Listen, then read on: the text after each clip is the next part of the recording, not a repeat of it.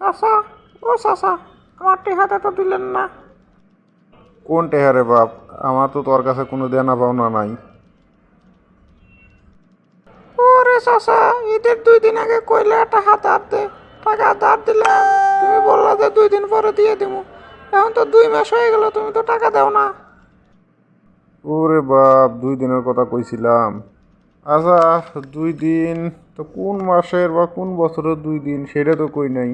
হ্যাঁ, এই চাচা, কথা বললেন কে?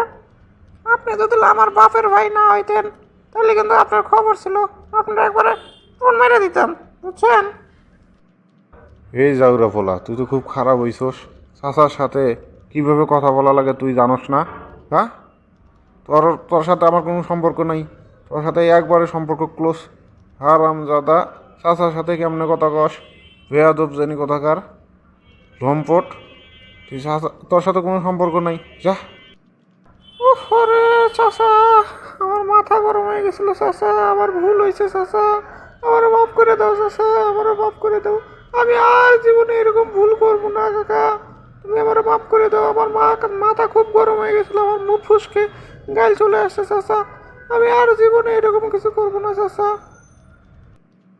ওই হারামির বাচ্চা, কিসের মাপ? হ্যাঁ, তোর সাথে আর আমার কোনো কথাই নাই। তুই আমার আশেপাশে আসবি না, তুই আমার সাথে কথা কবি না, তুই আমার চাচা করে রাখবি না। তোর সাথে আজকে থেকে সম্পর্কই শেষ। তোর সাথে কোনো সম্পর্কই থাকবে না। হারামজাদা, চাচার সাথে যে বেয়াদবি করছিস, তোর সাথে কোনো সম্পর্ক নাই। তুই আমারে চাচা করে রাখবি না, তোর সাথে একবার রক্ত সম্পর্ক থেকে বাদ।